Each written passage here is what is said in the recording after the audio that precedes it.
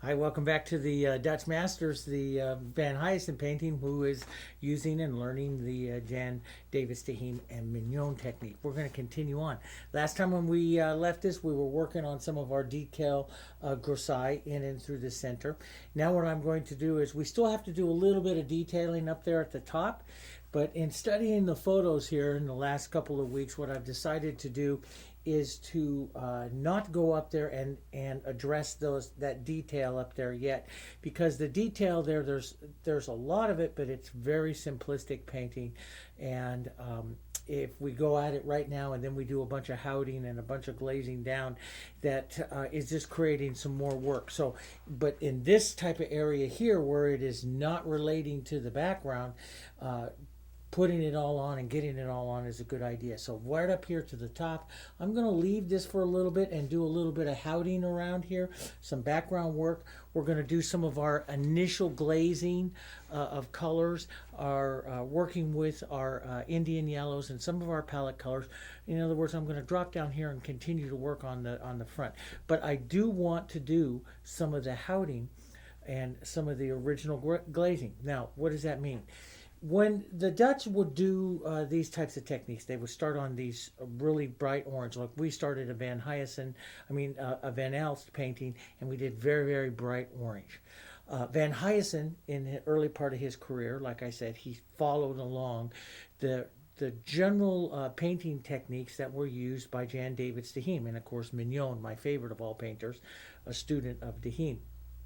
And so Van Hyacinth followed this up until his, late 20s and stuff, where he started to define his own technique, where he later went to the red matter, grisailles, and then more opaque painting. He did not do these layers of transition. So like I said early on in the lessons, this is a great painting because it's at a pivotal point of his career. And so one of the things that they would do is they'd paint these bright oranges, what we have down here, and then they would slowly glaze those down. Now they use the oranges for a couple of reasons. One, because it was an efficient grounding color, and it gave good coverage, nice smooth coats, and there was a lot of it, so it was inexpensive. The other reason is it gave this glow what's underneath. And when you go study the original of this, which I have done so many trips down there and so many pictures, you can actually see the orange glow coming through the background, and that's how we knew exactly that he is doing these types of techniques. So we want to go in now and we want to start to establish some of our background look, but we're going to do it slowly, but we want to establish some of that. But we want to preserve some of that orange glow. So we're going to work at kind of transparent layers, and that's what they did. So I'm going to take what I've done here on the board here this morning is everything was, completely thoroughly dry. And I've given it a light coat of extender medium. I just took a paper towel with some extender medium on it here like this and wiped over the surface. And every once in a while I picked up just a tiny little bit of color, but not bad. And I think most of that was from the original board of sanding and stuff. But I just took it with the damp cloth of extender. Now, before in some lessons, what I do is I will give the board a coat of sealer over it to protect it, and then come up and do this. They will do that sometimes. On this one, in studying the original, his is just so flat. I mean, the entire painting is absolutely flat, and so it is. I think we should really try to keep that matte look, that flat look, as much as possible through the painting. So as I've been cautioning you through these lessons, we don't build up these textures. We don't. We try to have no edges and stuff, so everything is flat. And like I've said before in some other lessons, the Dutch would even come back over with a razor blade and scrape over the surface, or a real sharp piece of metal to scrape over the surface to remove any kind of texturing, so everything stays very flat. So I'm not going to give a coat of sealer. Now you could do that. The problem here with me also filming in a big board like this, and we have multiple lights, you can see this. Whenever I start to get that surface wet or something like that, I'll get a shine, and that will become hard for you as the viewer, to watch that, and for me to watch out and adjust that. So I'm not going to do that. I'm going to keep everything very flat. Okay, so I'm going to take a bigger a bigger brush here. Now this glazing back, we've done a little bit back in through here. I'm going to work on that again. Down into the background in this particular area here, and we have our color photo here that we're working from. In this particular area that you have here, goes down to a 5. A background is about a 5, and I did check that against the original sitting down, in the National Gallery. And I've noticed that some of the other photos that are online of this particular painting are lighter and a little bit more green. The background here in the photos that I took is more blue, and I justified those photos to exactly what that painting looked like in the National Gallery. On the online photos of it, which are some nice high quality photos of it, and we did include the links to that in some painting, the background's a little more green. It is not the background color that you see on those photos that they have, even the ones available from the National Gallery. That photo is not the true colors of the painting. It's beautiful, but it's not the true colors. So it's just a little bit more towards this blue-gray color here, which is going to come from his grisaille. But you will see some of the orange glow through here, which is hard to see on the photo. So what I do is I have a computer monitor right over here off camera, and I am watching that monitor and the colors because I get what's called gamma coming through those photos, and I can see it a little bit better, especially when you're talking about something that's so dark. So in this area, though, is going to be down to a 5, all the way down to towards our 1s and stuff down in through here, okay? But we want to preserve some of the orange, and we're going to do this several times still throughout the entire painting, so we don't want to attack it too much. So I'm going to take a little cap of my extender. I have that light coat of extender on the surface. I'm going to set my palette here, and I'm going to reach over and I'm going to grab some of my black and my whites here and make a real thin glazing color here that I can use over the background here. And what I'm going to do is take this right down to about a 5 or so, which is going to be right into this area. So, and that just happened to be, pretty nice right there. It's almost to a 6, not quite to a 5, but it will dry. Remember, every time that you do something like this, it will dry a value or so darker. So we have to keep that in mind. So this is a nice cloudy type of gray here, and I'm just going to take a little bit of this and I'm going to go right over here into this area of my background, right over everything that I've done, right into this area. And you can see it will push, and we'll come right in here, it will push the orange, the bright orange, right back down. And I'm using my big soft brush so I don't get any kind of, I can get a little bit of modeling, but I don't get any real streaks of color. I don't want any streaks of color. I want everything very soft. So I'm using just a little bit of paint here and glazing over this whole area here like this and pushing it back. Okay, then when you're done with that, you can take like a small brush like this, put it in a little bit of water. So I have a little bit of water here off to the side, so I'll put it in a little bit of water like this, and then I'll lift that glazing color right off of these here. So I'll loosen that up here and then just lift it right off the surface. And you can even tap it with the damp edge of your paper towel, but leave a little bit of that light color right on the edge here of that. And then as we get later on in the painting, we'll be a little bit more careful about that. The actual application of it going around the object. This first one is we want to cloud the orange a bit here. So I'm going to go up and around. So I'm going to go up and around here, all the way up and around the top. As I come up and around the top here, though, I'm going to darken this down here.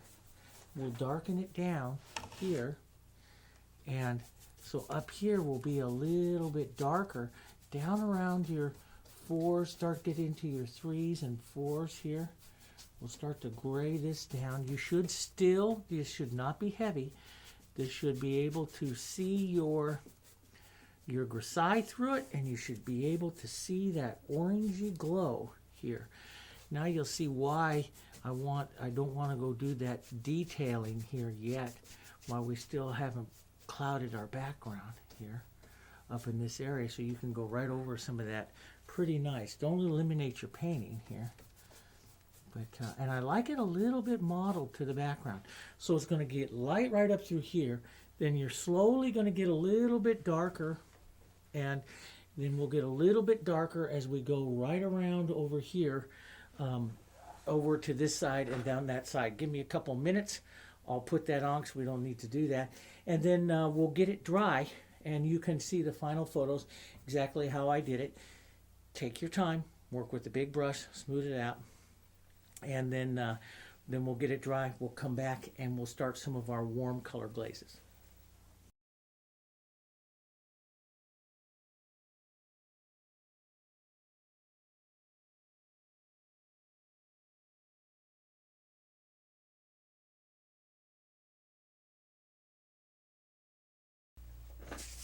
Okay, welcome back. I got that done and I got that dry. And you can see here, even as it dries, some of that orange will climb right back up through here again. So we get that first nice kind of light clouding in it, but we don't destroy all of that orange. And we're going to do this several more times into the painting, especially when we use houting techniques. After we paint some of these objects like this leaf and stuff, we could use the background in over those edges. Almost like the Italian sfumato technique, that Da Vinci used, where the houting is very, very similar to that, in that it helps the edges and stuff recede. So we can do that, but you can see that, and I got it darker over here onto this side, and and then all the way up there around the top. So now you can see that. So now what I'm going to do is just come right down in this area. I'm going to concentrate into this area. The next step after you start some of these glazes here, we still have to do some more grisaille up there, but we're going to go into some color and stuff and get some of these in and get excited about some of this painting. And like I said, that background up there, since we have to glaze that a couple more times, we're not going to get into those outside flyaway flowers. Or if we go work on them and then we get background over them, it just creates more work. So we'll concentrate in here, get our glazing and stuff started in here, and our color started into here, and then we'll work out from here. So we'll keep going here with this in here. All right, so the next step into the techniques and stuff, after they've done the dead layer, this is what's considered the dead layer. If you were going to follow like the 7-layer, the Flemish technique, this would be like a dead layer. And then they come in and they would lively up some of that dead layer. Sometimes they did, sometimes they didn't. And it came more about when they started using pigments called Indian yellow, which is a very translucent pigment. Transparent, but also translucent. So you can make any pigment transparent, really, just by adding water. But you can't make it translucent where the light actually travels right through the pigment itself. So Indian yellow, though, is one of these pigments. And Indian yellow was kind of a favorite of some of the Dutch and some of the glazing techniques. What I'm going to do is I'm going to set my my palette right up here out of my work area here for just a second, and then we'll come down in, whoops, wrong way, we'll come in and right down into some of these areas here that we're going to be doing some glazing and stuff like that in this. And I'm just going to show you what some of these glazes are going to be. Now also on in your instructions that you have a list of the colors that we're going to be using out onto the palette. So your ultramarine blue, phthalo blue, quinacridone gold, Hansa yellow, naphtha red, light red, violet, phthalo green, blue, raw sienna, yellow oxide, brown matter, and the Indian yellow. English red oxide you can have out there also, but that was the background. The color that I have, so I went ahead and I made up my global palette now with those particular colors. Van Hyacinth, when he is, starting out earlier, that he uses the yellow oxide and the raw sienna and a couple of other types of yellows. Later on in his career, his favorite yellow, as it's developed during his painting career, is the Naples yellow. And Naples yellow is really a combination. It's one of the reasons why I do have the Hansa yellow out here. The Naples yellow becomes very, very is created very easily with yellow oxide, Hansa yellow, and a tiny bit of white. So we'll be emulating some of those colors. That was one of his favorite colors. That's one reason why you're going to see so many of the yellows out here. Our glazing yellow, which is our Indian yellow, and our quinacridone gold here are two main glazing colors. And then the rest of these we're going to be using. They never paint opaque, but they paint very, very thin layers, and so we'll be using those to color. So in other words, we have a green out there to shortcut, and I'm going to be showing you some shortcuts that you can do to alter some of these leaves and change it up a little bit, because I like to also make the painting a little bit more where it's where I think some of the colors have faded. And definitely on this painting, some colors have faded when you look at that. Van Huysen was a lot of his colors, a lot of the yellows that they used during that time, the orpiment-based colors, which we can make very easy from the Indian yellow and the Hansa yellow. We'll make that orpiment type of color. Orpiment that was used by the Dutch faded out completely. And so did a lot of the Naples yellow that he used later on in his technique. And that's why later on they made Naples yellow that was more stable. And they call it Naples yellow hue.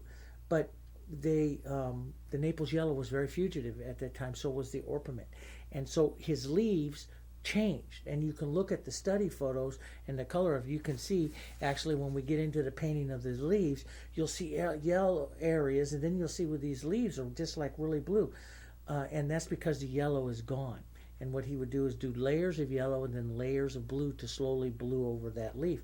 And then after a while, that yellow is completely gone. So we know some of these things. We're going to be correcting some of these things, and we'll talk to you about some of those along the way.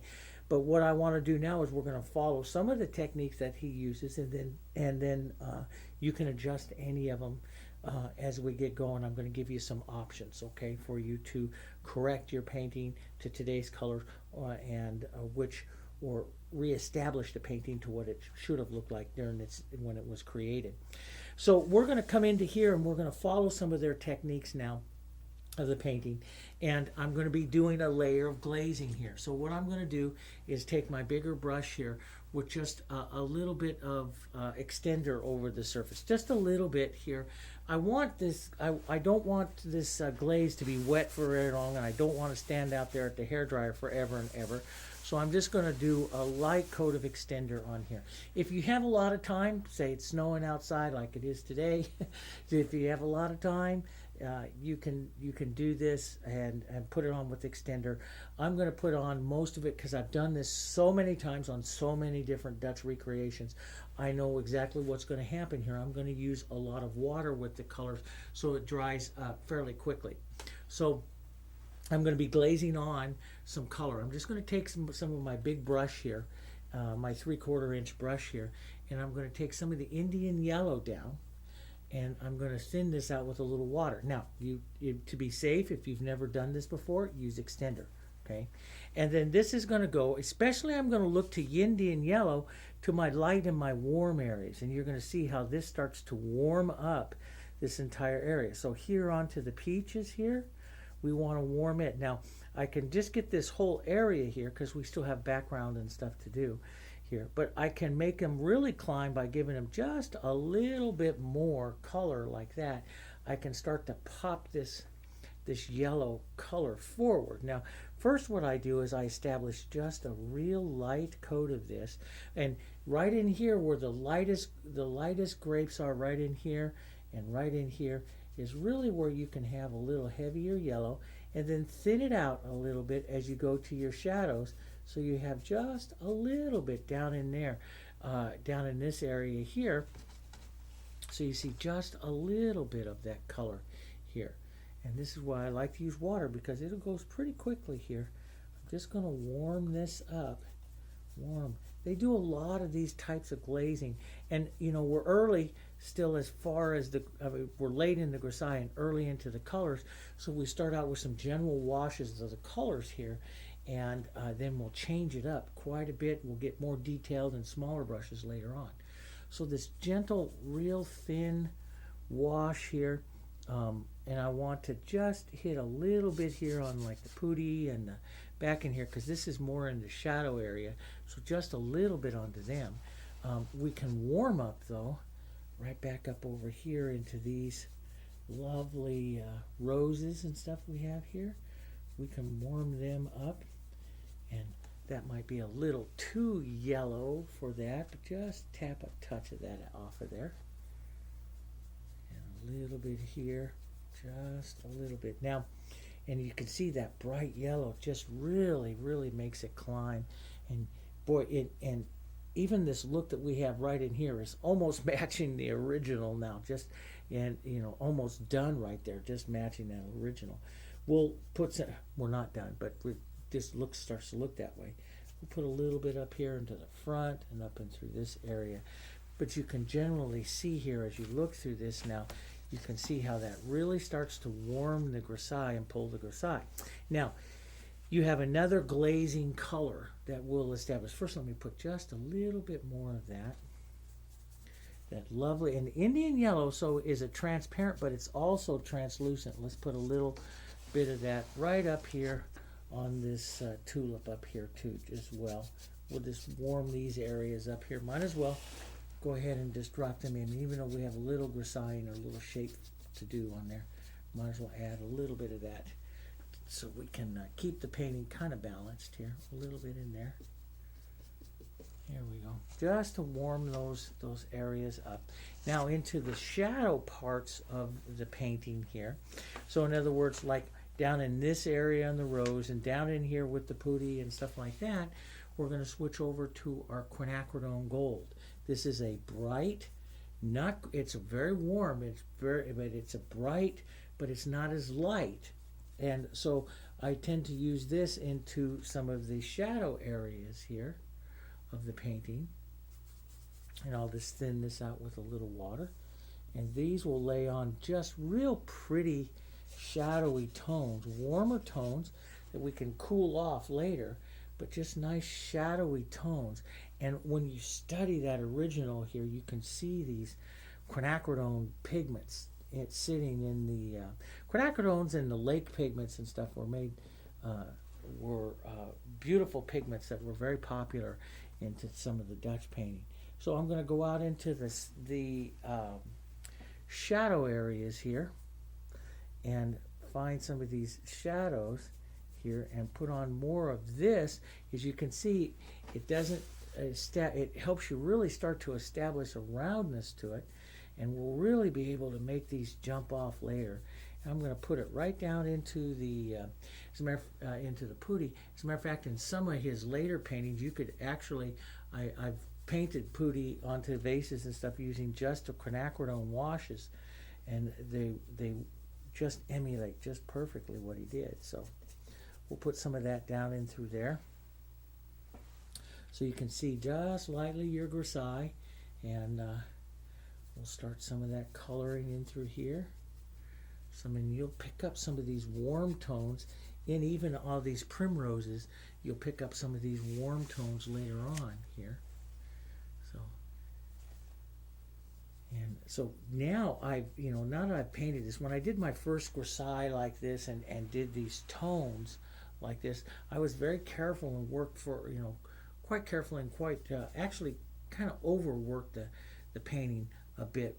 Now that I know what's coming in the later layers, I don't need to spend all that time. I can just say, okay, here's a rounding little area here. Here's where some of my shadows, so I'll push some of that Indian yellow back with a little bit of that quinacridone, so it'll push it down. So you'll get a different look to your shadows than you do to your lights or up in your highlight areas here. And so we'll drop some of that in there, and we'll take some of this quinacridone here. And this is quinacridone's beautiful colors for these peaches and stuff here anyway. And so we'll drop some of those right onto these.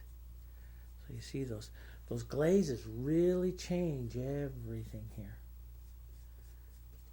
And this will give a light, or actually a bright, a depth to your shadows. Now, we'll push some of these back. We'll gray some of these again. But this gives you a depth to your shadow. So everywhere that you have a shadow is where I'm looking at using quinacridone And everywhere I have the light, I look at using some of the Indian yellow. So out at the tips of these leaves here, I would, and down into this area, maybe put some of the quinacridone here, down, especially down. He always seemed to do some of the tips of his leaves with more of those quinacridones. As a matter of fact, if you look at the final areas and stuff in here, you see kind of orangey yellows and stuff coming out of there. And let's just put some right in there, some into this. So back areas here, back leaves and everything, more of the quinacridone. You can also tone that quinacridone down a little. Sometimes I would add, in some deep areas, I would add a tiny bit of black to it, or even a blue. So let's just try some of that. And I've done that before in several of them, and it's very pretty. And of course, that's what he would do too, is you'd look to say, okay, I'm going to take that quinacridone and let's add a tiny bit of a black. And you can even cool that off. It's a beautiful glazing color. You can even cool that off. Now remember, you're glazing. You're just temperature shifting here. We're not painting the object. We're temperature shifting so that when we do the next layers of color, this warmer kind of color will climb through. So we don't want to cool everything completely, but you can establish some more depth by taking a little bit of black here like this to the quinacridone and drop it down, and even a tiny bit of the red violet to it here. And that will, the quinacridone will give you this clarity to it because it's a transparent and translucent pigment. And then that will give you the red violet, and the black will cool it down a little bit. So if I come in here and say, okay, I want to work this area of the vase, you can see I can get that kind of a orangey, almost warmth to it there, but still create kind of a shadow color to it. So it's a glaze, but it's not quite as a warm of a glaze. So I can come into some areas like this, and I can shadow back and shadow around the putti a little bit if that's what you want to do. You can see how it'll pop them forward a bit into here. So any place that might have deep shadows, or if you look through the primroses and you say, okay, these right in here are going to be fairly dark here, you can increase that shadow play or light dark play by having that there. Or you can take a little edge or a corner of this and hit a few petals here onto your rose, or this area on the rose, to create even more interest. And you could, when you look, and if you look at your your picture of this in this rose, you can almost see this glazing color on that rose right in there, where he's glazed it back with like a little quinacridone, a little black, and like a lake color that they would use, which is our red violet, which we use today. We don't use the lakes because they're too transparent, or too fugitive, excuse me. And so we'll add just little touches of that. And so it's, how much time you spend on it is up to you. I'm not going to spend that much time on this. I'm using this just to warm my grisaille through my painting here, and push in a little bit of temperature so that my shadows, everything stays a little bit warm, but I can have a slight temperature variation. Like here, I'll push these back a little bit cooler right there, and I can do it very efficiently, very quickly, with my quinacridone, and then a little bit of black, a little bit of red. That's just another option that you can use, and it makes it very pretty. But see, as very quickly into the painting here, as we step back just a bit, you can see I've totally changed here the whole feeling of this painting here. So what I do want to do is, I've got this gray back there and back here, and I do want to get that warmth back there just a bit. I'm going to use a little bit more of my Indian yellow right into some of this right here. Just dirty that down. So I've got just a little water here. So you can see that's kind of a real dead gray compared to everything else here. So there's going to be leaves and stuff back through here and flowers back through here. I will want to have a little bit of warmth back there, and see how that changes that. See how that changes that. Of course, we'll put some of this right up in through here, and right up in those, and we'll come back and we'll paint some more. But look at how now when you look at this, look at how that completely changes everything in the painting. So then what we do is you let that kind of dry here for a second, or under these studio lights it'll dry quite quickly here, and because I'm using just water. Now if you're using extender, you're going to need to dry that really well. So once it gets dry here, and this is already dried, you can see here, then what I'm going to do is I'm going to pick out a couple of areas that I want to work and start to establish the look of the painting. And I'll use those two as control for the rest of my painting. Now, Mignon and De Heem, what they would do is they pick out a control flower. And a lot of the Dutch would pick out the white flower, the lightest flower, and they'll use that to control the rest of the values throughout their painting. And of course, they're going to be building and glazing and layering. And in some of the paintings that they would do, some of the techniques, these things, took a year to 2 years to paint, and they're working on 6 and 7 canvases at a time. And they would paint one object and paint one object and paint one object as those objects came into season. So it's okay to do that, especially after you have your grisaille establishing the main look of your painting here. You can work on an object and work on an object and work on an object. What we have is we have this crescent shape of light that we work through our painting here, that we establish right from the very beginning down in through here. So this area right here becomes very important. This area becomes very important. We're going to be painting some detail in here, but it's very soft and recedes a lot. So I really want to use this area and right in here, this one and this one right in here, and some of these trailing down here, to establish the look of my grisaille, the look of my painting. And I can pick any one of those that I want to do first. Since we last worked up into this area here with the flowers, let's start back up in here today, and then we'll see in this lesson if we can get down to some of the grapes. But we'll start some of the detail painting here on the rose, this main rose, these two different types of, like the Guelder rose and the main rose here. We can get these areas, these flowers right in here and paint them up. Let's set our palette right down over here so we can work these colors. Now, into the global palette, I have my colors here, and I have them all mixed up with a little bit of extender in them, so I have a longer working time. The one thing that you want to remember, though, is we paint thin and we glaze and we work and we work and we work these colors. And so they worked, rather than painting thick, they would work thin layers, sometimes just scumbling over a dry surface. They let that surface dry.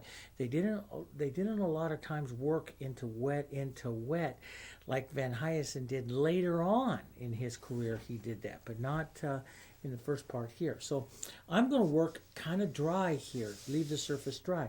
Before I've done it, I've put on some extender onto the surface and blended into that. You can do that as well, but I like to work with it into these surfaces here kind of dry. So I'm going to pull out, I'm going to find myself a couple of small painting brushes here. We'll use maybe one of my filberts here, a smaller brush here, smaller filberts or flat, smaller little brushes, maybe one that you can do a little bit of glazing or so with, or something like that, some edging and stuff like that. So a little bit of your 2s and your 4s, a little bit larger one that you have here. They can be filberts or flats, any of them that you want to you want to use. Any one of those will work, okay? And so we've got those. Okay, those work out here. Let's grab, I'm going to use a little bit larger one here to do some general glazing onto the flower, and then we'll go from there. So I have this light color in here onto the end of this one. This one is going to be, and if you look at it, your flowers here, this one is going to be more of a yellow to, and then yellow to whites, and then in some sienna colors in there, and then over here, which would be more towards our lake colors, which will be basically into our red violets and some brown madder, and some of those we'll get we'll get into those. Now, one of the, you can look at the close-up of this area here of this photo. You have that. I have that on my computer over right over here. I have the close-up of that one, so you can watch that one there if you want to. I'm going to take down onto my palette. I'll set my global palette right up over here. We'll take just, I'll dress my brush in just a little bit of the extender, and I'm going to grab a brighter red here, which is my naphthol red light here, color to this, and I'm going to add just a little bit of the red violet to it. You can even model, now one of the things you want to do is model some of these colors. A little brown matter over here looks really good as well. We're going to thinly apply this color into the brush here, and we're going to just apply this right in here like this, right into our center here. Now, it works really easy if you put on a coat of extender over the surface, but I want this to kind of stick and stay here. Then I will vary the color a little bit, making this, like this area in here, a little bit brighter here. Let's just go right there like that. A little bit brighter, and there'll be some areas of more red that will show up like right in here. So I'll look through the photos here, and so you can see what we're doing is we're taking our grisaille and we'll put just a little bit here into this area. We're taking our grisaille and we're actually starting to tint the color here. So we'll start that.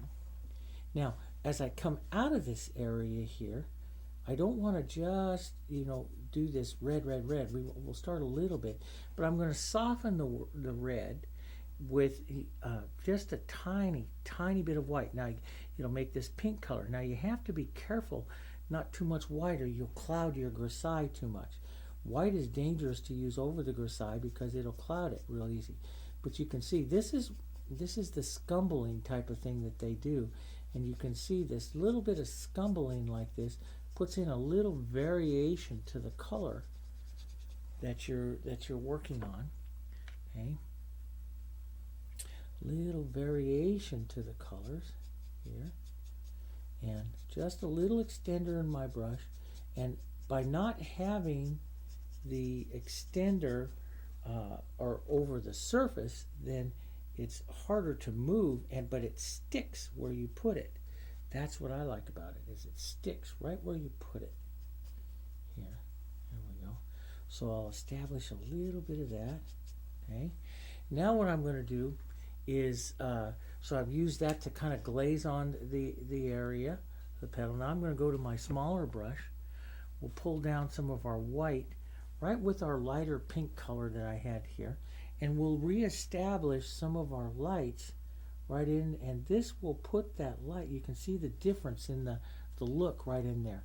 This flower starts to have more coloring and movement on it, and as I paint out, as I start to paint out and work over this grisaille here, I can use this light edge here, tint that in.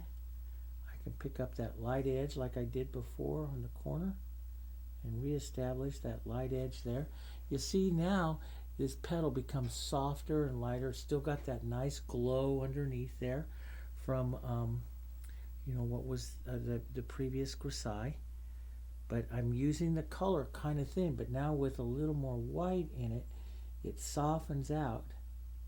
It softens out the flower here, softens out the color here, and let's put a little bit of the darker, and I have a little red violet and red here, and you can even use a tiny bit of black here into it just to kill that color into a nice, if you have a shadow in here that you want to see some reddish tone into that shadow, that's what I would do, is naphthol red light, a little black and a little red violet, or you can have, to vary that color, you can have a little brown matter in that as well. And that will really help you get some of your shadowing tones here a little bit more. Real deep. And so as I play this, I'll play working the whole flower here at the same time. Play that. We'll take a little little bit of that red violet. Love that naphtha red light with that. Then we just soften that right down here. And again, you want to use these colors. I wipe it with my brush here. I want to use these colors kind of thin in my brush here. So I come over, I'll establish that right in there. Maybe a little bit of that shadowing in that, a little bit of shadowing where that gray was down in there, that darker gray. Okay, I can pick up the tiniest little edge of white like this and just use that corner of the brush just to drop that edge of white on like that. Okay, just slow down that cornering of that brush like that. So you have your main part of your leaf or your petals on here. So you're going over with the color, and which imparts the color to the flower.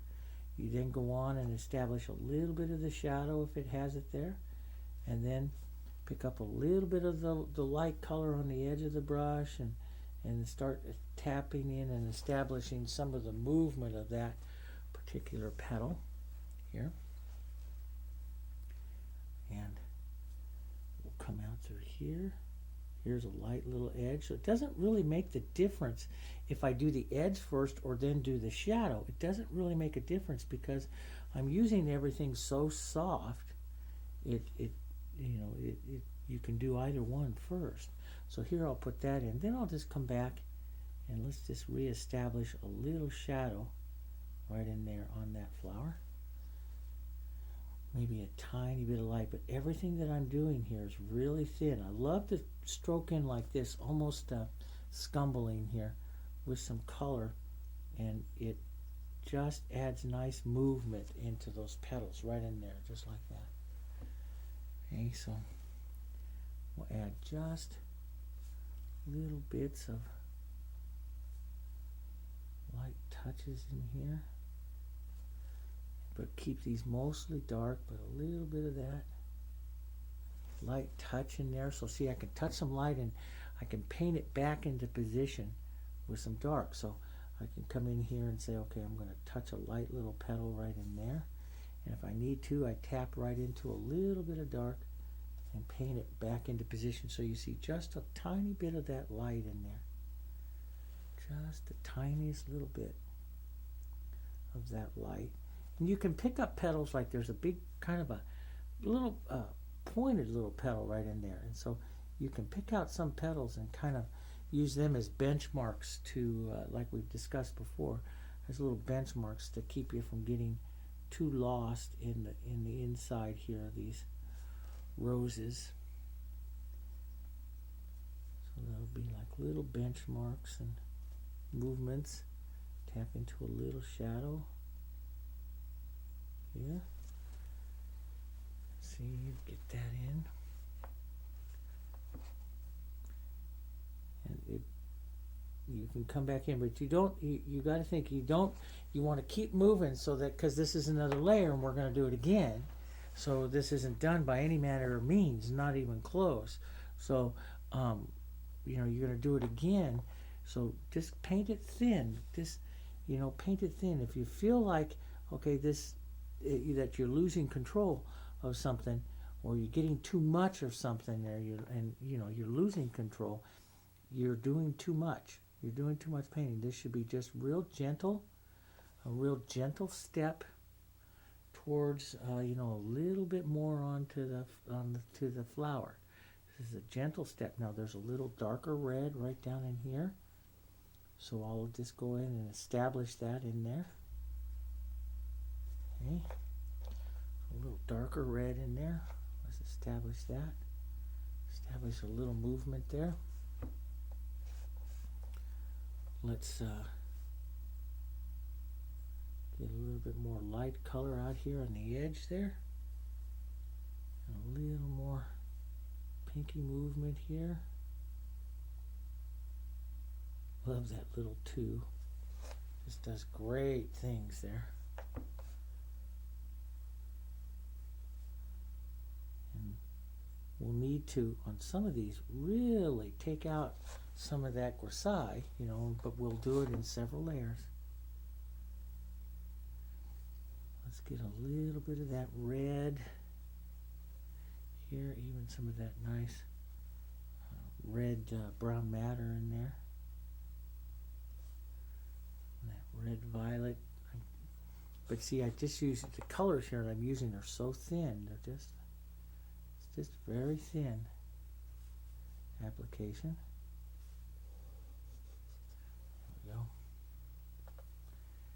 And we'll get a little warmer red here. Back to the naphtha red light. A little bit of the light, softening that out to a light pink, just a little bit. Apply a little bit of that there. Soften it with a little red. There. So you get a nice transition there. And they have nice light little edges here on these, so we'll come back and pick up a little edge of white on these petals. Tap some of that in.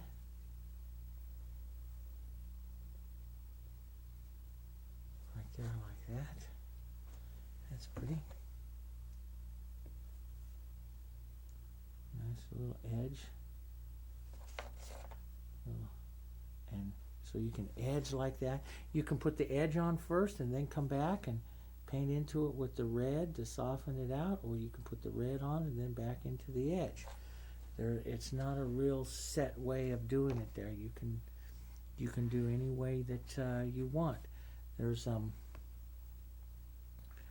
folding over ones here coming this way, so we'll just take a little edge of tiny bit of white in the edge and just kind of say that movement, see? Right in there. And we'll come back and address that a little bit more later. There's some more V-shaped type petals in here. Right in there like that. And light ones here where the light is hitting. Get a little red down in there. And some of these I can change the shapes and the movements on. Like there'll be some movement back in here. You know, these petals curving around, so I'll want to suggest and say that movement.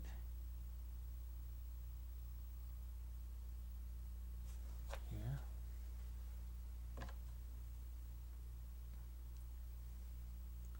A little bit of light here.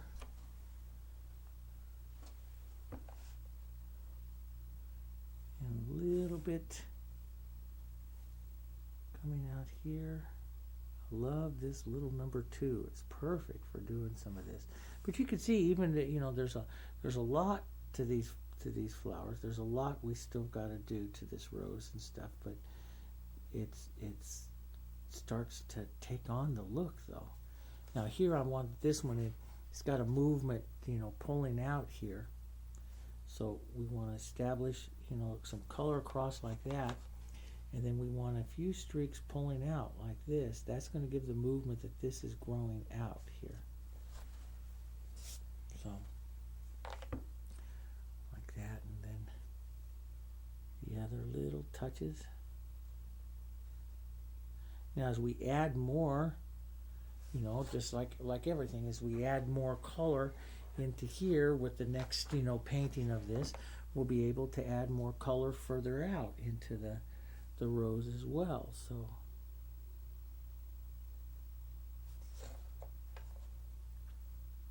just little edges of those petals like that.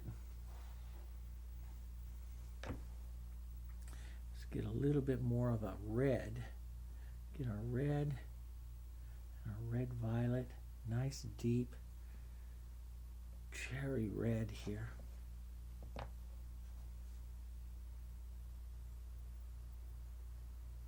Right there into that center.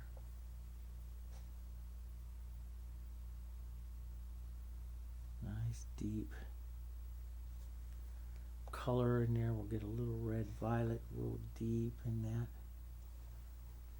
So the real deep dark shadow, that red violet, it's a nice bright, very cool color. Looks great down into the center of those roses. There.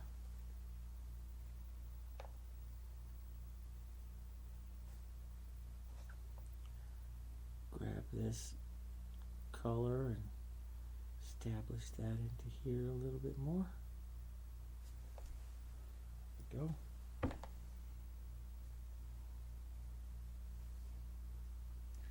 Into those. These will be, you know, really, really important roses here, because it's the one that's right up into the front, so we spend a lot of time with it. The others will go quite quick. Now, we're going to have a light side right here. We're going to have a shadow side right here. So we're going to want to cool one side of this here. So I'm going to slide over towards my red violet here. You can see the difference between the warm and the cool. And so like on this side of the petal, these are some of the things that we'll be doing when we're starting to refine. But on this side of the rose here, we'll start to put on some of that cool. So when we build, we'll build warm here, light and white, not too much texture or anything here. But we'll build light and warm and then slowly let that go across towards a cool there. And we'll really build this white here. We'll really build white, white, white. That's going to be white, white, white there. Scumbled right into that there like that to give that movement, so you can see how light that rose is really going to go. So before I leave this rose to go work on the next ones for this next layer, or this layer, I will go in and let's just reestablish some of our lights. I'm going to take a little bit of that cool here.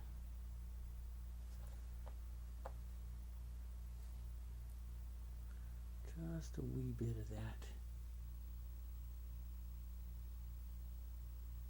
Right down in there like that.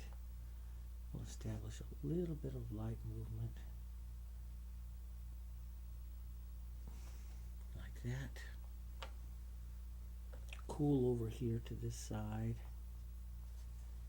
Maybe a little darker. That's the warm, too warm right there. So warm is your naphtha red light. Cool is your red violet. So in some of your shadowing and stuff that you're doing here, we've got to get the cool colors into those.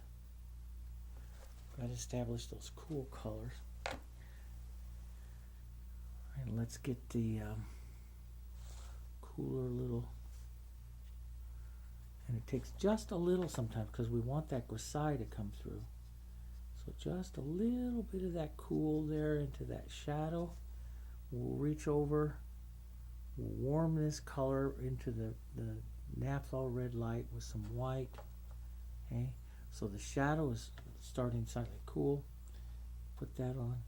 We'll reach over and warm this edge. So you have the inside here that's kind of a shadow, and the outside here, which is going to have that light edge of white here, or that rolled edge of that petal there.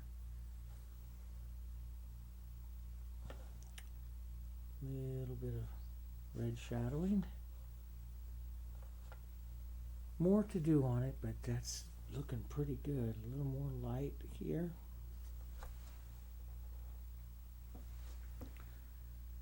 Like I say, they get, you know, there's a depth of color that comes onto these. Very pretty, especially on these front ones, but it takes us a little bit to get there.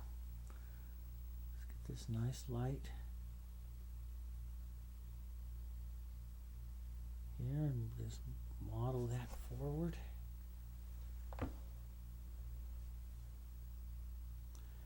That's looking nice. Little bit of movement there, and then I can just wipe my brush like this and just scumble in like this and push those colors just to soften those in. And that's what I want, is this kind of modeling kind of look to the, to those reds and to this rose. I want that modeling look. Let's get some of this pinky in there. There, like that.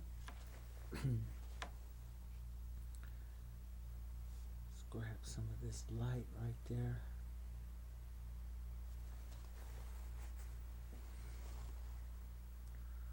Little bits of that, little bits of white, just pure white like that. Just see how it makes that little shine that's right there? That's eventually what we're going to get to.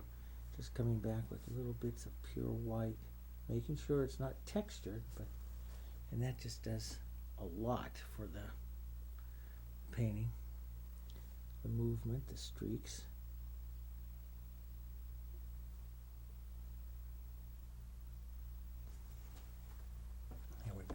Get the cooler reds, cooler red violets down into that shadowy gray there.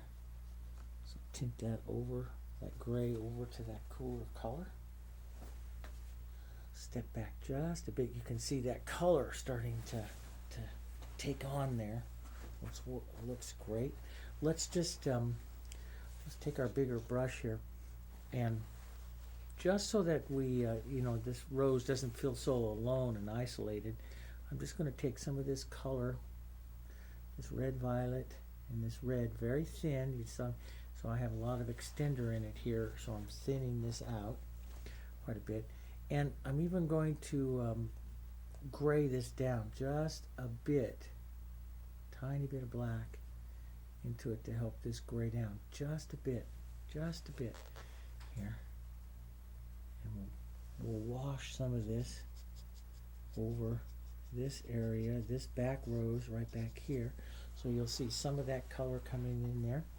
A little bit of the warm, but mostly cool, because this is going to the back here. So a little bit of this warmer naphtha red light, but still mostly cool. Let's drop in a little color into this rosebud that's going to be right in here. Just drop some of that in, and you can see that color there starting to happen. And then I'm going to, now when you're back here, you have a choice. It's if you go paint this with that number 2, where you're getting all this little edge interest, you might give this one just as much interest as that, and it's going to want to climb forward. So you might want to consider painting it with a little bit larger brush here as we start to establish a little bit of its shapes here, so that it does not climb forward towards. The bigger brush will do softer little looks, softer movements here like that, and it won't climb forward. So we'll just put a little bit of light. You can have a tiny little edge on it like that, so that you can get a little bit of movement here and there inside of this. There, like that. And then a little bit here to show the movement of that little rosebud there. But very soft. It's very, very soft because we're using the bigger brush, so it doesn't have quite as much movement to it. And the gray side just helps that sit back a bit. A little bit of the red here, watching that, just a little bit of that red in there.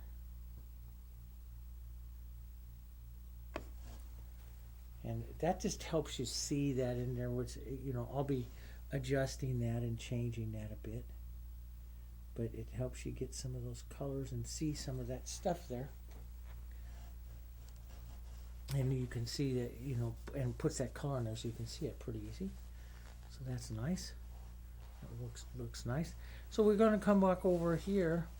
Let's go over towards our main white, the Guelder type roses here, and that look almost very much like a mum, but these types of center roses here. And again, you can put a little bit of a light coat of color on there. You can try some of the light scumbling. I'm using white here that's very, very wet, so it takes a long time to dry. So I'm going to use it again in the scumbling type of motion here. But you can put a light coat of extender onto the surface. So I'm going to use, here, let's just go grab this. I'm going to use my little flat here. Show you something a little bit different here. And reestablish some of my whites right on this flower here, the white edges, and I don't need to refer to my photo all that much because I have these white edges already I can see here, and I'm just going to drag some of this white over just like that. See how that softens the grisaille. It's starting to lighten up that flower again. And we go do this 5 or 6 more times, it'll look very nice.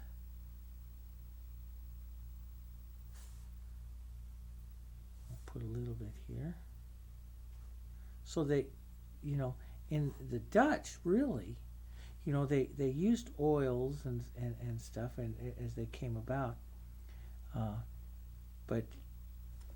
And that's because professional companies used the oils, and they made the oils, and the oils stayed a little bit longer on their palette so they didn't waste the paint. And that was the biggest concern for them as painters, is pigments were hard to come by. So, but they used it in these type of techniques where you don't do a lot of blending with it, you do more scumbling like that with it. So here we'll establish that real light little petal that's right in there. Try not to have any texture in it. Little edges of movement there.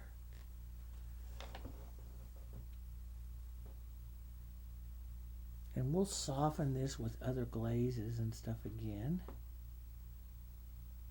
as we build the lights up. We'll be doing this again. And we're going to be doing some yellow glazing on this and some red glazing, a little bit here and there.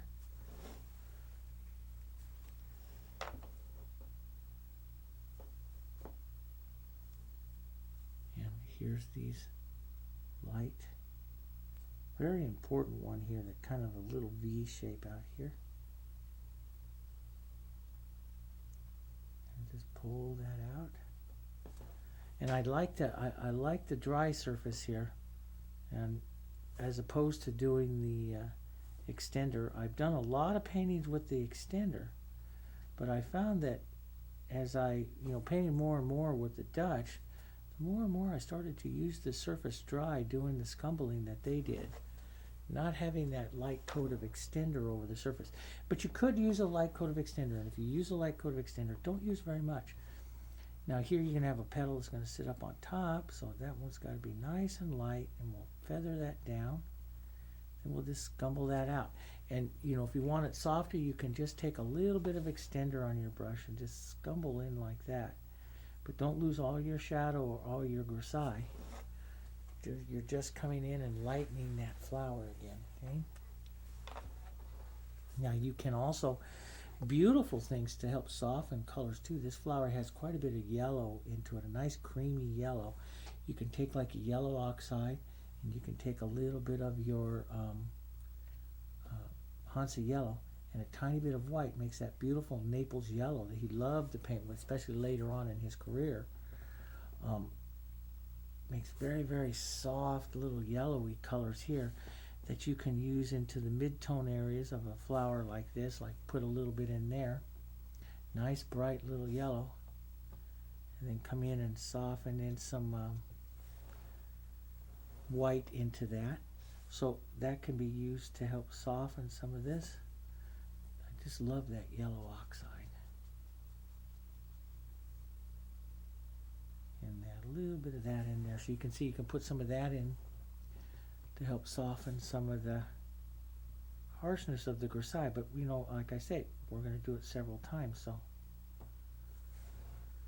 put a little little bit of that now and again doesn't hurt anything, or a little bit more on the brown side, which they would use a color called real gar, which is kind of is our sienna, our raw sienna type color, and those would go in here up into these areas here, and like that.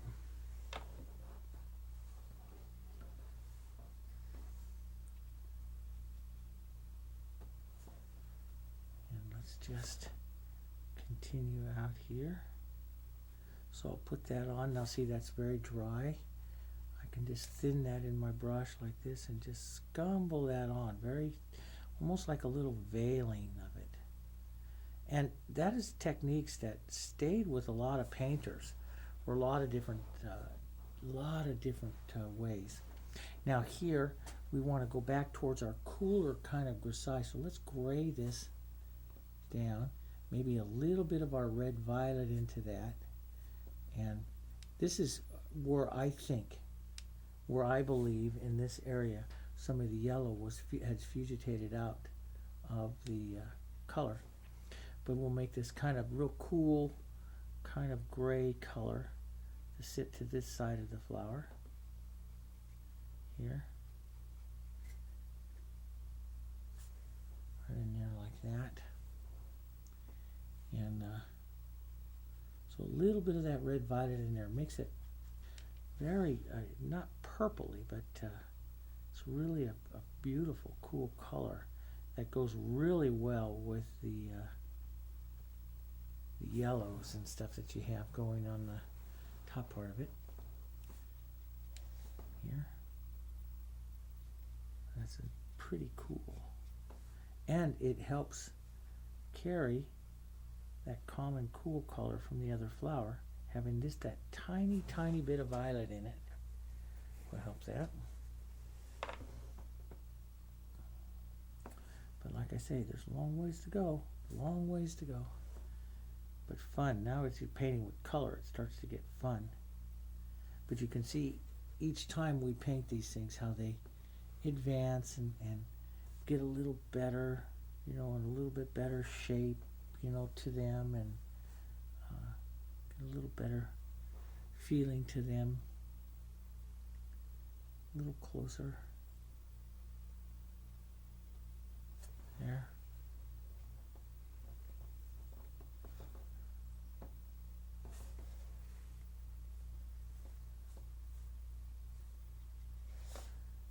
Just work that.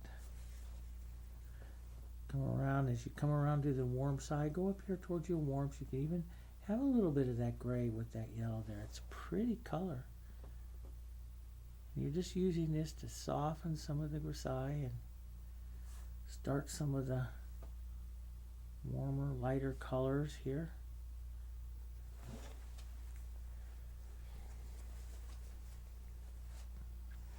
Into this here. Can you imagine, when the artists that developed this technique in this slow progression like this? Because there's a lot of times where the painting in these slow progressions goes through what I call the uglies, as you define them. And can you imagine painting away like that and just saying to yourself, it's going to get better, it's going to get better. Painting in the evening by candlelight as they're doing, and yep. So here you see a little more of that starting. These pretty grays. A little bit darker. Love that little bit of red violet in that. Really cools that gray now. So now you got this warm and this beautiful warm and cool here going. So here's a cooler, slightly darker petal edge here. A little bit there.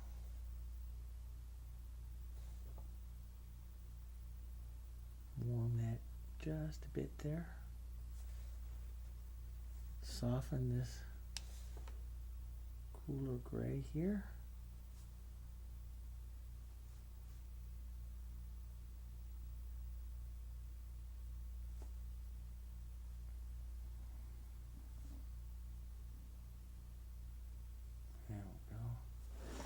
some of that around, and it's adding a nice variation to the colors there.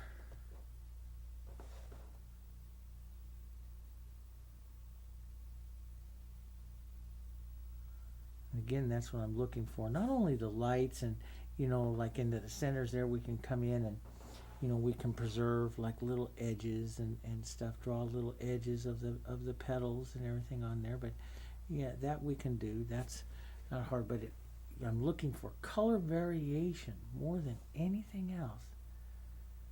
The warms and the cools, a little bit of refining of the grays into the warms and the cools. And, like these petals right in here eventually will have big light, quite a bit of light right here. This is on the light side, and the light petals that are right here will play right against that cool petal that's right there. That's turned away from the light here. So you'll be putting those light petals, lots of white, but again, no texture in it. Here. Light colors, light petals. Light petals. And when you paint these grisaille, I don't know if some of you have noticed, but you think you get it light enough, then it dries down, and you have to go back and do it again. And that also comes with the matte surface of the paint. As you're painting some of these, that color is soaking down in. And so you usually have to come back another time. Put that right back on. But that's where you get the beauty of it at the same time. This beautiful look to it. There. Some of these lovely grays out here. And that yellow, a little bit of yellow into that gray, just makes a pretty soft, kind of cool gray as well.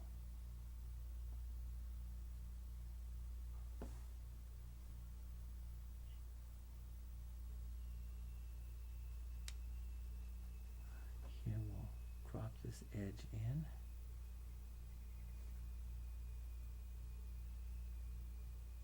There, like that. That's nice. So, I mean, there's a lot to do, but see how it's starting to take on to its shape. I love that. Well, and so I'm painting right in here between my cooler grays and my yellows and my whites here. It's really pretty. And see, so as I set up a flower, I set up a cool side and a warm side to each one of these flowers here as we paint. Here, let's just keep this going. A little bit of that light right in there.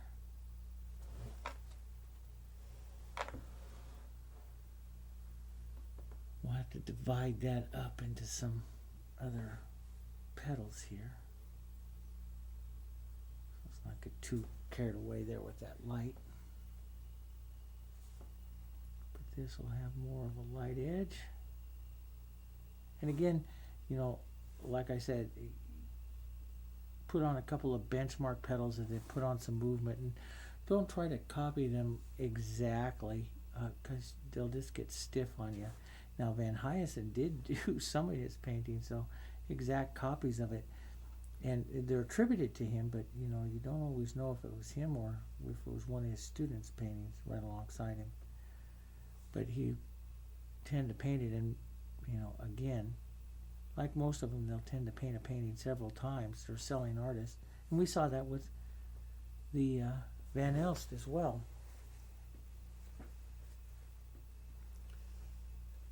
So let's just get a little more lighter warm, like right in here where this is going to come right up on top of that one.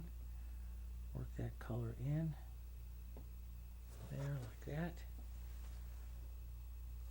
Back and strike that light in there one more time.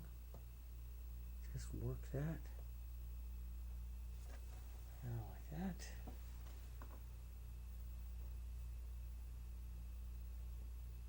That light is so important, especially right where it's interacting with that red one there. That will help give that nice, difference there. Push the two. We'll put a little cool gray here. But still slightly light here. Let's just, and bring these a little bit closer together through value. Yeah. Bring those together a little bit. Let's put a little, that tiny bit of that lighter warm right there. And see how that's bringing these petals a little closer together as I work those. You'll still have a separation of them, but the value of the two are coming closer together. And that's what I want, because then we'll darken it down over here on the other side here as we head into the shadow here.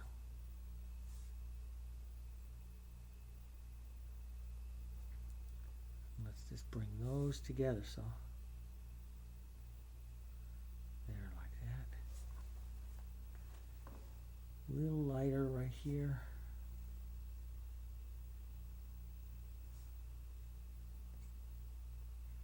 Let that go back to shadow. So you can see how that kind of brings them together, and I'm working a little bit on that interaction there between the two. Right into this darker, cooler color here happening on the shadow side of this rose here. Down this way.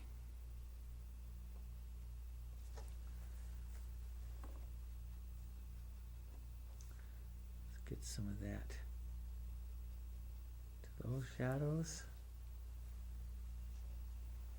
Now there'll be some, that's just a lovely gray, and that's just right on. But there'll be some little light tips on this as well. But here in that cooler gray, that's a beautiful color, that red, violet, and black, and then lightening it up a little bit with the white. It's making a beautiful gray to that side of the flower here.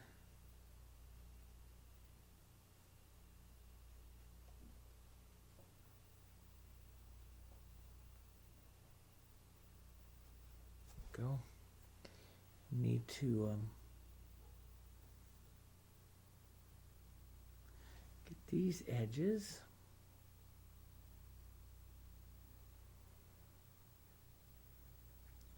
Here.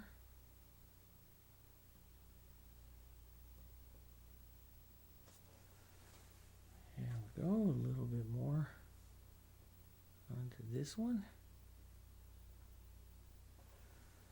So we're going to have some light where you're going to see just the edges of the petals here, which is going to be important. And it might be a little soon to do this, but you can just put like little strikes of the light, because the light's going to come across here, and then it's going to pick up just the edges of these petals here. Then you're going to let it go immediately back down into some of that cool shadow there.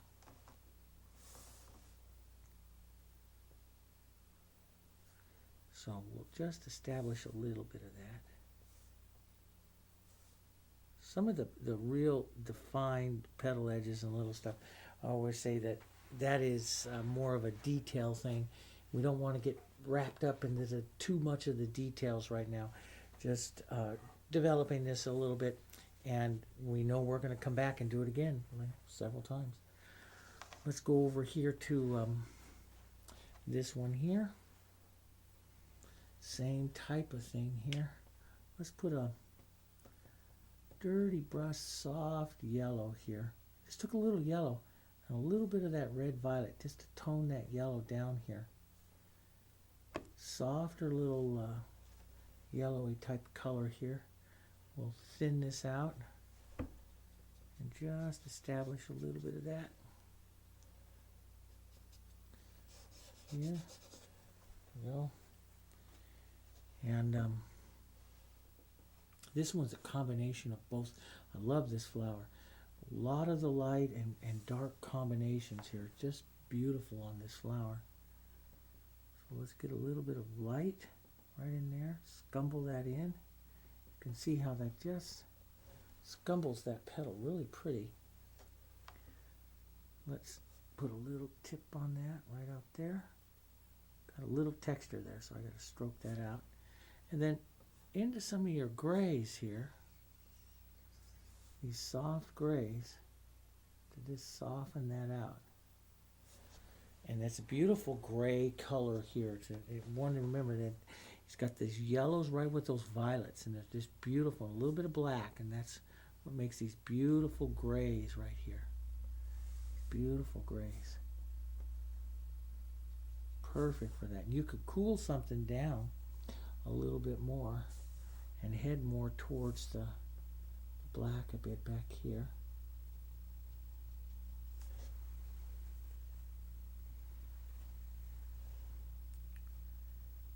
But then we'll get a little bit lighter and warmer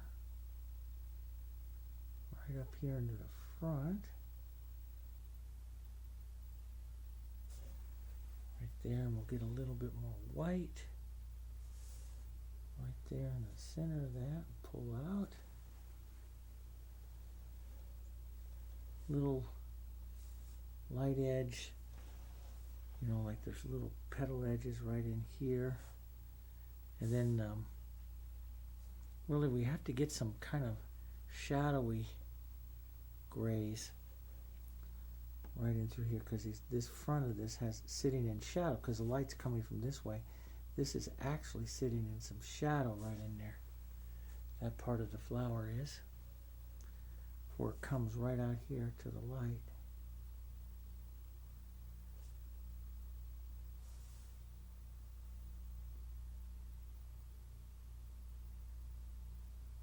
Yeah,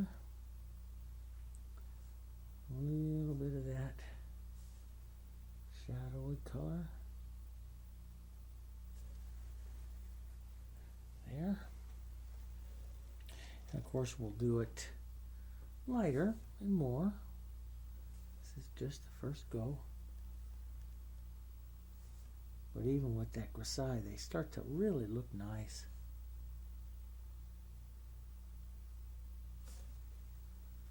Here, cool that down.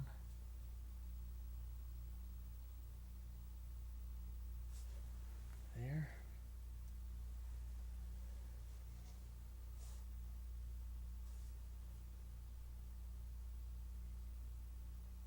Put that into a petal there. You can use that chisel edge at any time. Even pick up a tiny bit of that white. It's just ever so tiny. And draw that little edge. You're not working with much color. You know, everything we're doing is very thin.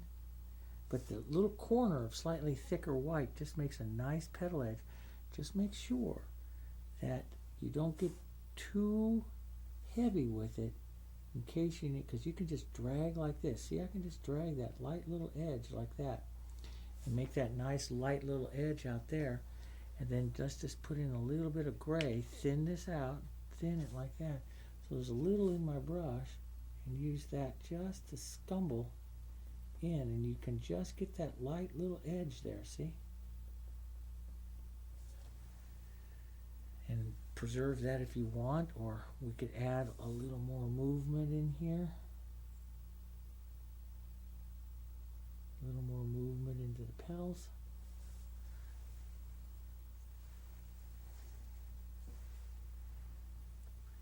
There. And when it comes to the final bit of the painting, I will spend a lot of time on these flowers. Right now, it's just, you can see this whole area here, we've taken up here now, see, and it's lifting off to the surface, and we don't want to go so much into this and take the whole painting out of perspective. So we kind of work through our painting and establish some of our colors, some of our other colors, and you know, then we'll come back and revisit and work it again. You know, they would, but you know, he will paint one thing, but you know, that's and to come totally to completion without a problem. but they have a really good vision about where they're going with the painting. They've painted all these flowers before. They've painted with their master for, you know, several years, and so they know where that painting is going to go. For some of you that haven't done anything like this before, we're gonna approach it slowly and work around the painting a bit. Okay, that's pretty good.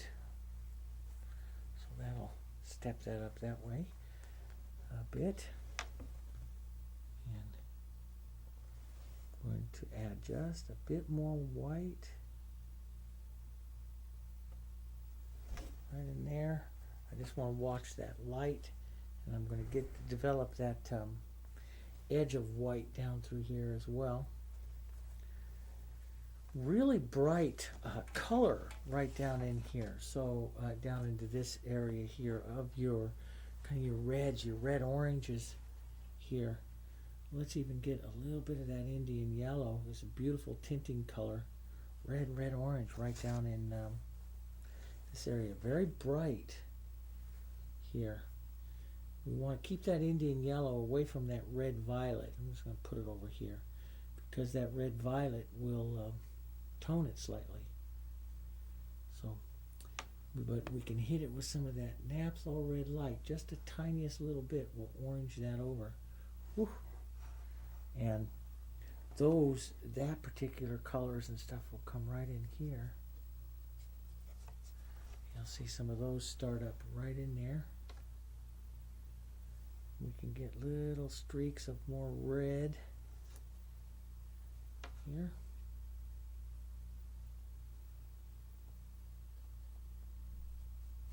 We'll just whisper that around there just a bit. Get some cooler gray pinks here for the right here, red violet and a little bit of that gray, beautiful gray pinks here for this cool side, and down in through here for this cool side here. And you can see that puts a nice, it hasn't got a lot of body to it, but you can start seeing the coloring come on in that, which is what I want to see. A little bit of that Hansa and white right up in here, that soft yellow. Let's put just a touch of that back in there. And we'll use the white just ever so softly. This area here, just some movement back behind there. And it's light, and it makes it want to climb forward here. So it's little touches of movement and stuff there on that. Makes that want to come forward there.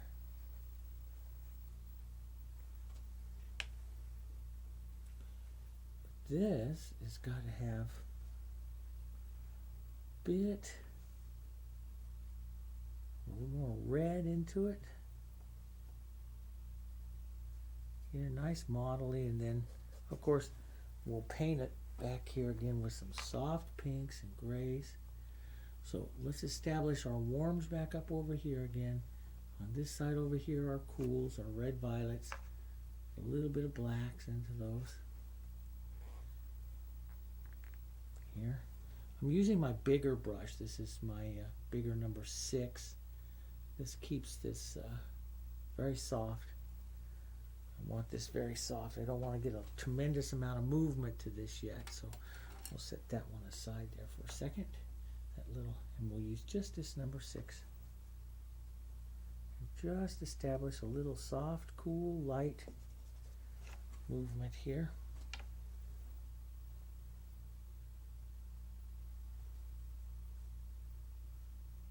Just a little bit of movement. Gray, a little more gray, red, violet, and gray. Here, red, violet, and gray tips to this petal here. Soften that just a touch.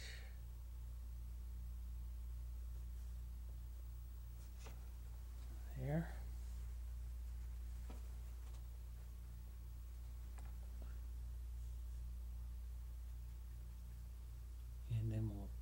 a little bit more light. But again, it's slightly cool. We're down here in the shadow, so I'm slightly towards my cool colors here.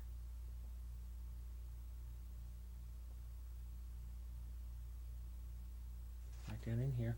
So the light is hitting through here, dropping down. This is actually, it's in a cooler shadow, and then this is in real shadow right down over here. So we will express quite a bit of, we're going to do some glazing of some shadows, cast shadows onto this painting. But we will, show light colors and dark colors, but we're also going to be glazing those cast shadows later on. So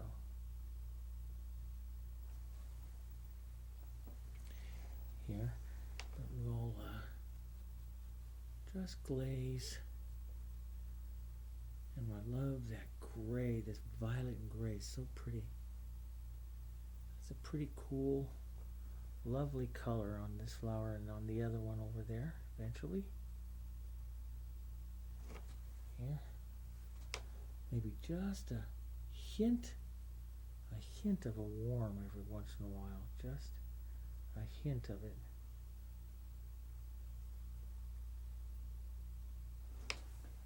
Going through there.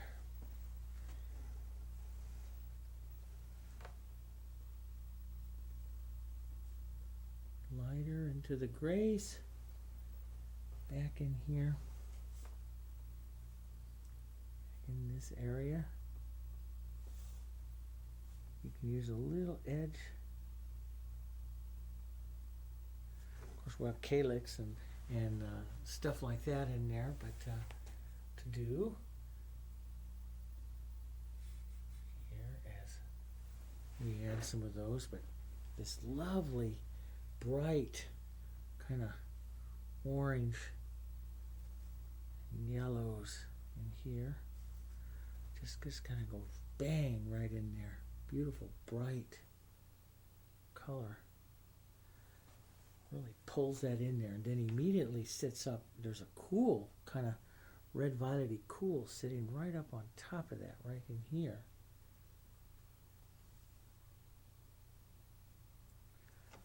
There we go.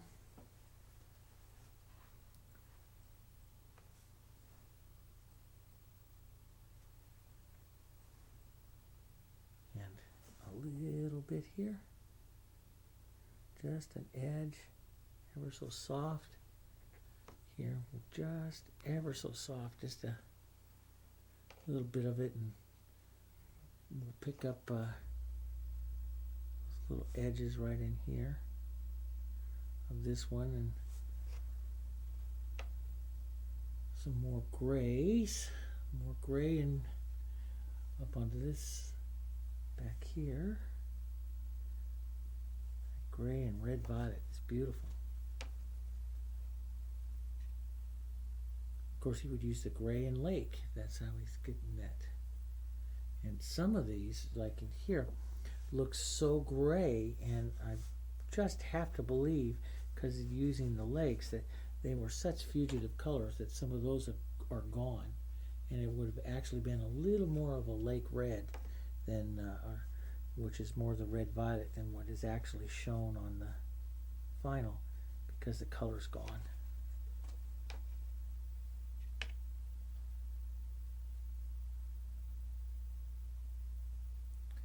No, just a bit. This other little flower here will just lightly suggest its movement here, so a real. We're still in the grays, but they have a little bit of red violet in here. You're on the cool side here, so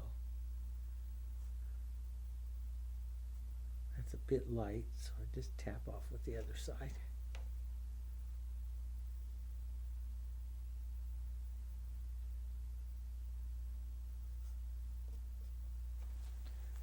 There. And it's really kind of funny. He's got like a real stark, like little strike of that light, warm, yellowy kind of color right there, like something's come through, a through light has come through and hit that.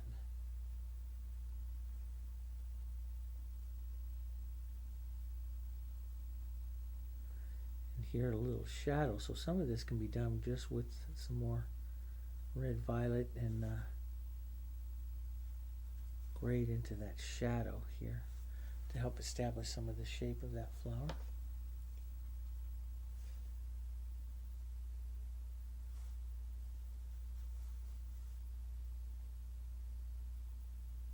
There. Grade over onto this side of the flower back here. That side of that.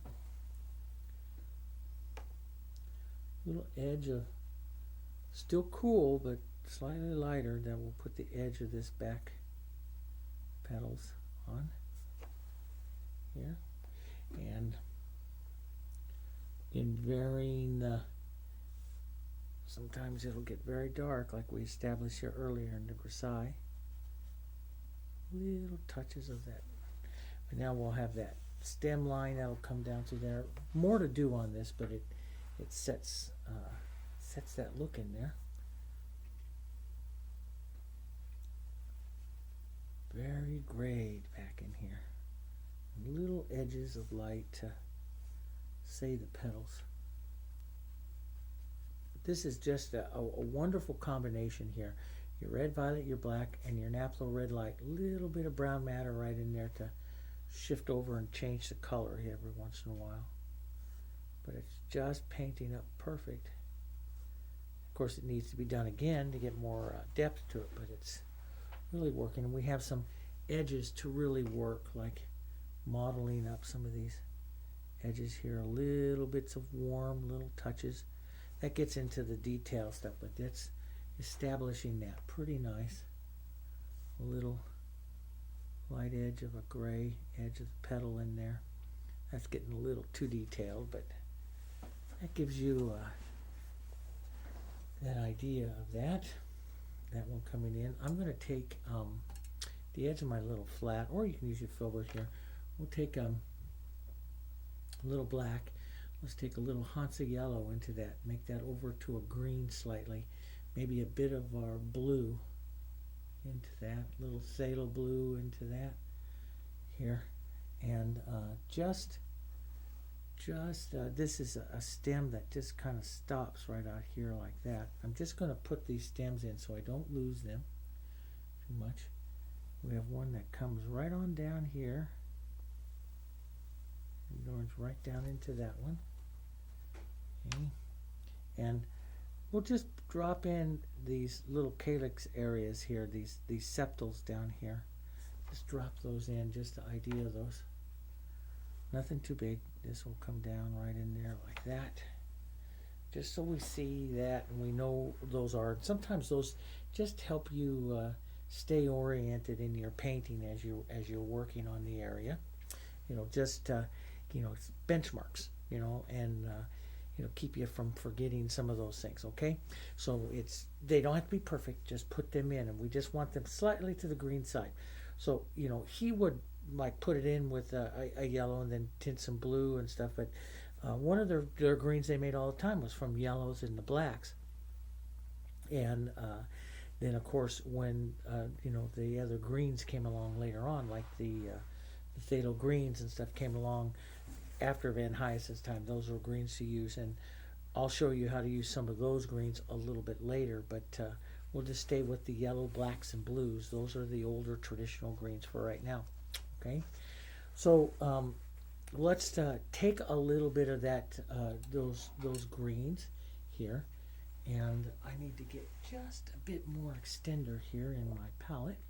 There we go.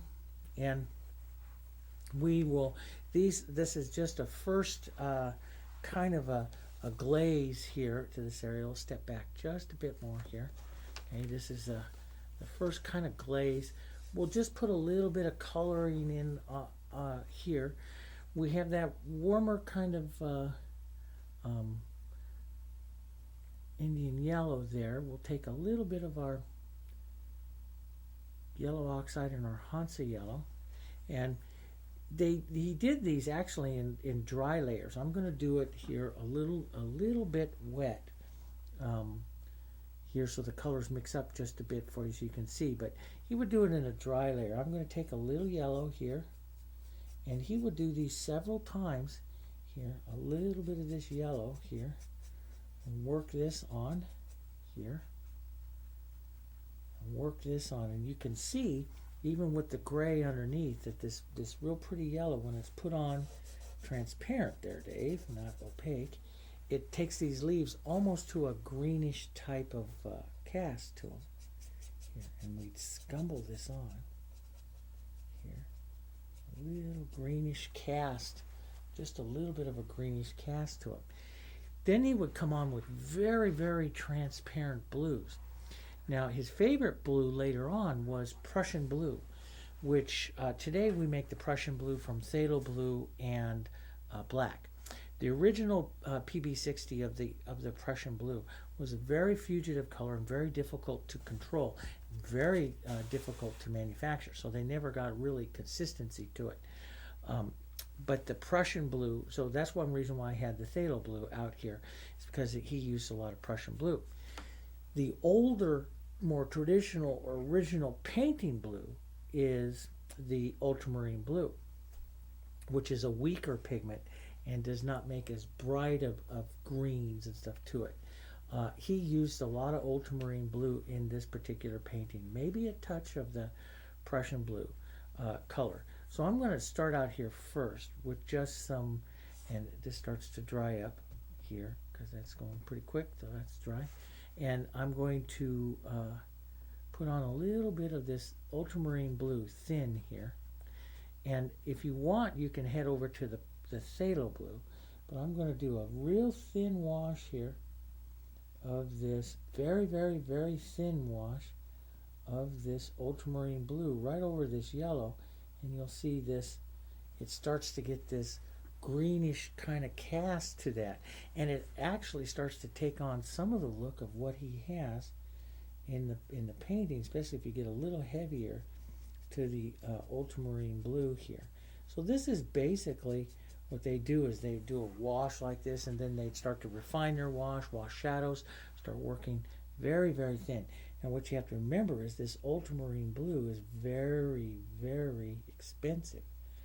Very expensive. It's the lapis lazuli stone, and it's very expensive kind of a color. So they use it with a lot of restraint. We have a little bright yellow-green one right back here, so let's just brighten that up right in there like that, and we'll glaze a little bit of that. We'll leave a little brighter yellow-green right in there. Okay. But I firmly believe, like right into these areas and stuff of his painting, he would have these a little bit more to the yellow side, and he'd put that in. In reality, what they would do when they're glazing like that is they glaze a lot of the yellow and then very thin washes of the blue, and they put the blue on top of the yellow. Now, why do you do that? Because it's easier to control the application of the blue than it is the yellow. And sometimes to get that leaf back yellow again, it takes a lot of yellow, and then you've covered up all of your blue. So blue should be sitting up on top of it. And in all of the radiographs that they've done to it, they see that he does glaze yellow and blue and yellow and blue, and he evolved it that way. But he doesn't do a lot. They don't see a lot of those pigments sitting in the same layer. So we know that he approached painting his leaves this way. That's how we know.